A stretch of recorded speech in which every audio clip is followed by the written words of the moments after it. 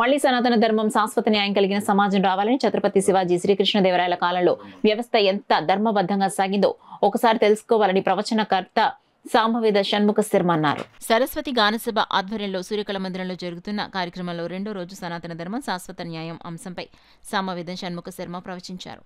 భారతీయ సంస్కృతిలో ధర్మ అర్థ కామ మోక్షాలకు ఉన్న ప్రాధాన్యాన్ని వివరించారు. కార్యక్రమంలో సరస్వతి గానసభ గౌరవ అధ్యక్షురాలు పెద్దాడ సూర్యకుమారి, జీవితకాలపు అధ్యక్షులు కొమిరెడ్డి శ్రీరామ నరసింగరావు, ప్రధాన కార్యదర్శి పేపకాల రామకృష్ణ, టిక్కు చావలి సూర్యకుమారి, పలువురు నగర ప్రముఖులు పాల్గొన్నారు.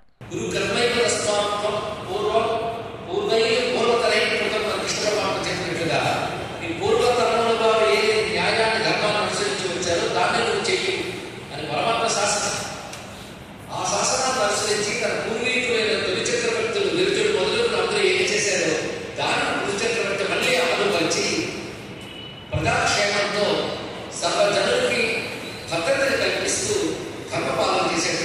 అప్పుడు రాజ్యపాలనలో రెండు విధానం ఉండేవి. ఒకటి, ప్రకృతి మన క్షేమం కలిగించాలంటే ప్రకృతిని శాసించే శక్తులు ఉంటాయి.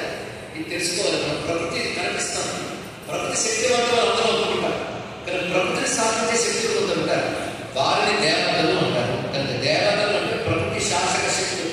ఒక్కసారి హిందూ మతాన్ని పరిశీలిస్తే అగ్ని దేవుడు, వాయు దేవుడు, వరుణ దేవుడు అంటున్నాము. అగ్నిని మనం అగ్నిని పంచభూతాలు ఎలిమెంట్ గా చూడకుండా దేవత్వాన్ని ఇస్తున్నాం. ఇది మనం కల్పించేది కాదు, అక్కడ ఉన్నది. అది అగ్ని మనం కల్పించామా, నీరు మనం కల్పించాము. అదేవిధంగా దేవత కూడా మనం కల్పించేది కాదు. కనబడుతున్న భౌతిక పదార్థాన్ని కనబడని ఒక శక్తి శాసిస్తుంది. ఆ శక్తిని దేవత అంటారు. అలా మన సృష్టిలో ఎన్ని రకాల శక్తులు ప్రకృతిలో చూస్తున్నామో వాటన్నిటికీ నియామకమైన శక్తులు విశేషాలు ఉంటాయి కదా, మన దేవత అన్నారు. ఈ దేవతలందరూ ఎవరి యొక్క స్వరూపాలో అతను పరమేశ్వరుడు, పరమాత్మ అన్నారు. ఈ అవగాహన కలగాలి.